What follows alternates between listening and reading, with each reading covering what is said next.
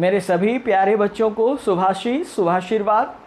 मैं आशा करता हूँ कि मेरे सभी बच्चे बहुत हेल्दी होंगे और समय से स्टडी भी करते होंगे और अपने हेल्थ पे ध्यान भी देते होंगे। बेटे, ये समय धैर्य रखने का है, क्योंकि मैं मानता हूँ कि मेरे सभी बच्चे में बहुत धैर्य है, पेशेंस है, क्योंकि वो मेरे बच्चे हैं, आप मेरे बच्चे हैं। धैर्य खोना कायरों का काम होता है और आप कायर नहीं, आप इस धरती पर के सबसे स्ट्रॉन्ग बच्चों में से एक हैं। पेशेंस है आपके पास बहुत।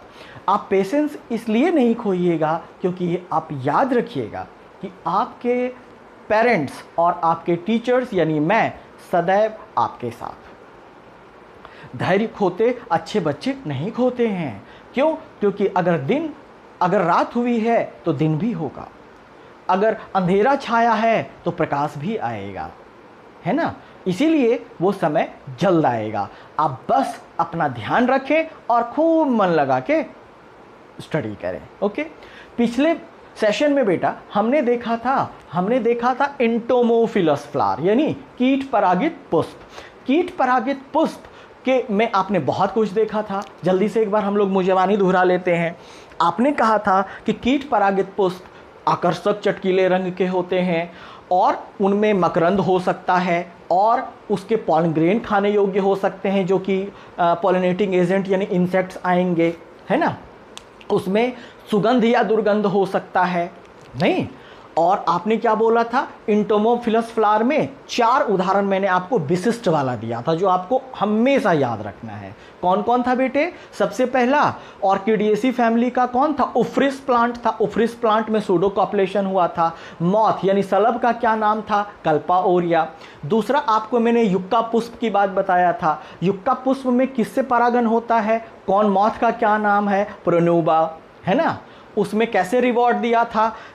एग को ले करने के लिए जगह दे करके। तीसरा मैंने आपको बताया था फाइकस, अंजीर यानी पीपल में भी, या तो अंजीर या तो पीपल में उनके जो फ्लावर होते थे वो नाशपाती के आकार के होते थे। और उसमें कितने तरह के पुष्प होते थे बेटे? 3 तरह के, मेल फ्लावर, फीमेल फ्लावर और स्टेराइल फ्लावर। स्टेराइल फ्लावर जो होते थे यानी जनन अक्षम जो होते थे उसको कौन सा पुष्प बोलते थे? गौल पुष्प बोलते थे। और यही कारण है कि इसमें पॉलिनेशन किससे हुआ था? वास्प यानी जिसको आप ततैया या बिरनी बोलते हो उसके द्वारा। और जूलॉजिकल नेम ब्लास्टोफे का नहीं। और एक लास्ट में देखा था आपने साल्विया जिसमें हनी बी से होता है। और 100% एंटोमोफिली की बात करें, कीट परागित पुष्प की बात करें तो सबसे ज़्यादा परागन की क्रिया किसके द्वारा होता है बेटे? हनी बी के द्वारा। फिर दूसरे नंबर पे बटरफ्लाई है। ओके, ये मोस्ट इंपॉर्टेंट थे। अब थोड़े थोड़े इंपॉर्टेंट रह गए हैं छोटे छोटे, वो भी देख लेते हैं हम लोग। ओके, अगला है कैरेप्टेरोफिली।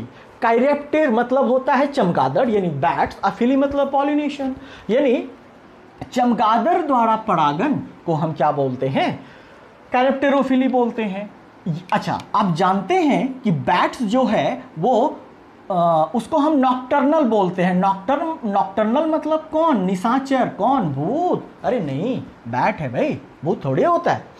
तो चूंकि ये रात में चलते हैं तो ये किस पुष्प को परागन करेंगे? वह पुष्प जो रात में खिलते हों नहीं। अच्छा, इनके फ्लावर्स बड़े आकार के और ठोस होते हैं। क्यों सर? अरे भाई, बैट का वेट होता है ना, तो इतना भार तो सहपाई फूल इतना बड़ा होना चाहिए, नहीं तो पता चलेगा कि बैट बाबू आए और बैटिंग करके चले गए। ऐसे नहीं होना चाहिए ना, क्योंकि वो आया है फायदा लेने तो फायदा लेना, नुकसान थोड़ी पहुंचाएगा। ये बात है।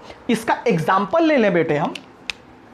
इसका एग्जाम्पल अगर ले सकते हैं हम तो बोहीनिया है, बोहीनिया है। और सबसे अच्छा उदाहरण इसका जो है वो है एंथोसेफलस, जिसको आप कदम्ब का पेड़ बोलते हो। एंथोसेफलस जिसको आप कदम्ब बोलते हो, है ना। और भी है। अच्छा, अब है मेलैकोफिली, घोंघे या संबुक द्वारा परागन। मेलैको मतलब घोंघा या संबुक, फिली मतलब पॉलिनेशन। यानी अगर किसी पुष्प में घोंघे या संबुक द्वारा परागन होता है तो उसको क्या शब्द देंगे बेटा? मेलैकोफिली, है ना। ये किस में होता है? तो एग्जाम्पल अगर तो आप स्थलीय पौधे की बात कर रहे हैं, अगर आप स्थली पुष्प या पौधे की बात कर रहे हैं तो इसमें क्रिसैंथेमम पुष्प में होता है। अगर आप हाइड्रोफाइट्स जली पौधे की बात करें तो लैम्ना में होता है, है ना। एक और है एरिसीमिया,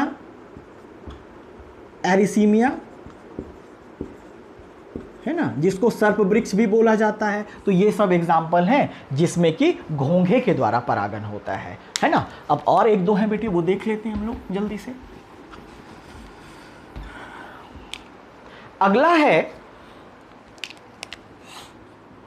अगला है हमारा ऑफियोफिली।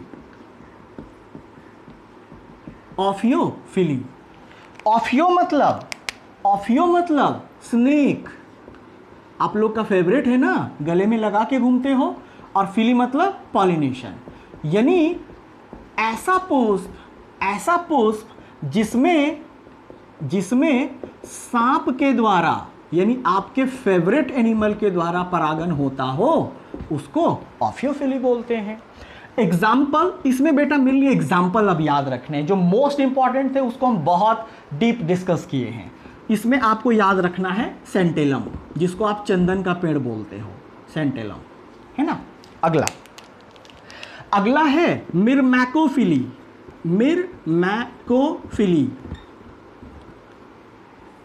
चले वर्ड को तोड़े हम लोग।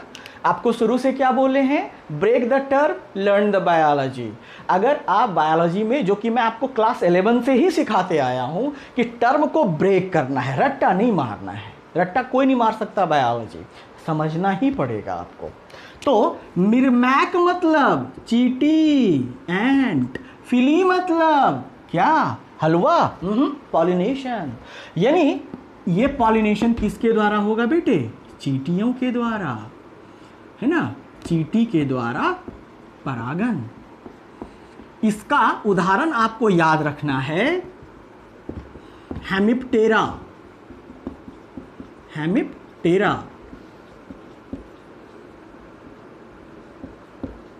चले, ये हो गया। अच्छा, एक और है बेटे, वो कौन है, जूफिली। देखिए जूफिली जो है, इसमें कई आ सकते हैं, यानी जितने भी कशेरुक जानवर हैं, है ना, जंतुओं द्वारा परागण। खास करके कौन जंतु, कशेरुक जंतु, वर्टिब्रेट्स, कशेरुकी, जिसको आप इंग्लिश में वर्टिब्रेट्स बोलते हो, है ना, वर्टिब्रेट्स बोलते हो। जैसे गिलहरी, है ना, वर्टिब्रेट्स है, वो इधर से उधर परागकण कर दे तो परागण की क्रिया होगा ना, तो उसको जूफिली बोलते हैं, है ना। तो ये सब कुछ है जो आपको याद रखना है। अब इसमें बेटा आपका सारा खत्म हो गया, जो इम्पॉर्टेंट था वो भी हमने डिस्कस कर लिया।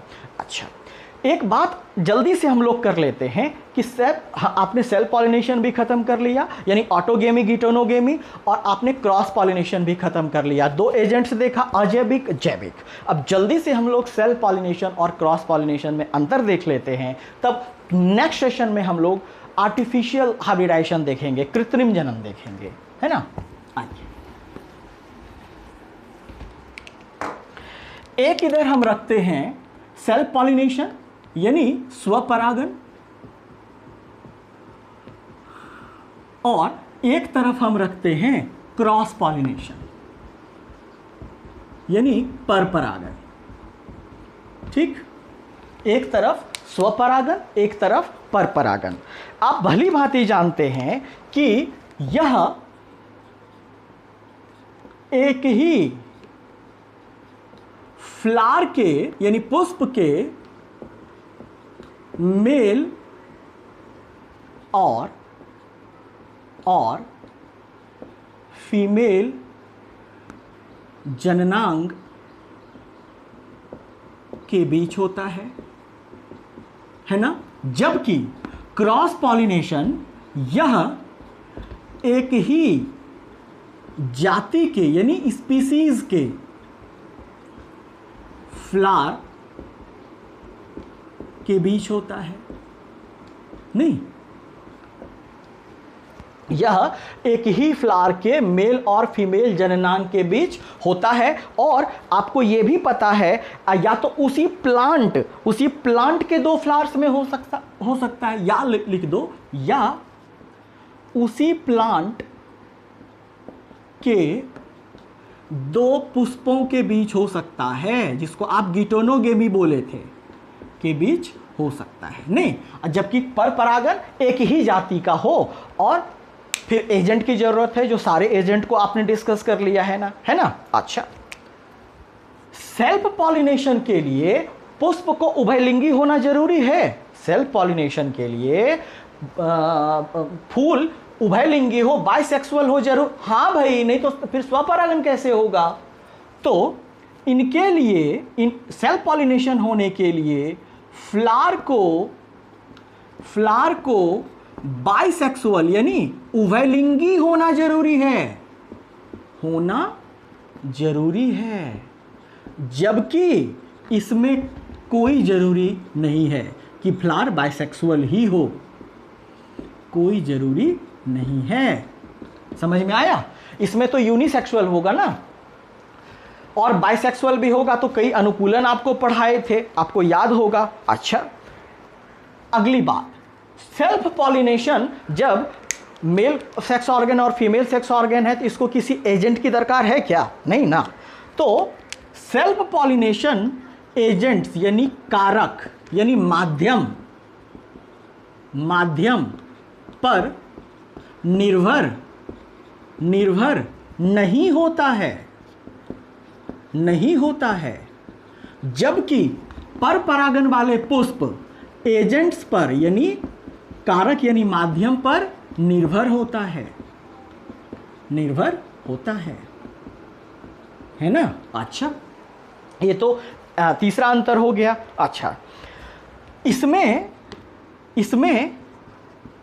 प्लांट्स की शुद्धता बनी रहती है, प्यूरिटी, शुद्धता बनी रहती है, जिसको आप प्यूरिटी बोलते हैं। प्यूरिटी बनी रहती है। आप बोलोगे सर कैसे? तो समझाता हूं।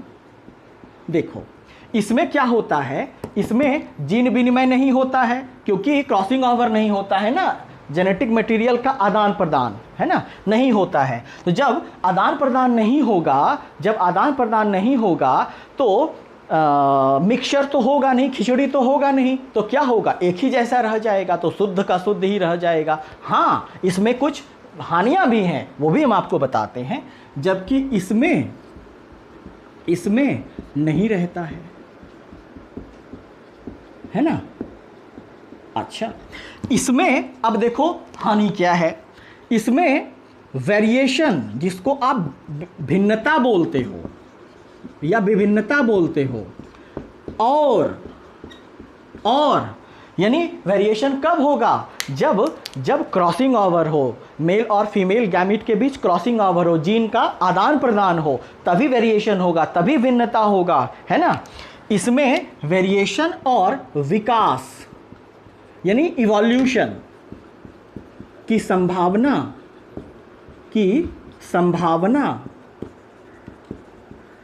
कम या नहीं होता है, कम होता है, जबकि इसमें वेरिएशन भी बहुत होता है, यानी भिन्नता भी बहुत होता है, और इवोल्यूशन का भी चांसेस बहुत ज़्यादा, यानी विकास का भी चांसेस बहुत ज़्यादा होता है। क्यों? क्योंकि इसमें क्रॉसिंग ओवर श्योर होता है, इसमें क्रॉसिंग ओवर हो कोई ज़रूरी नहीं है।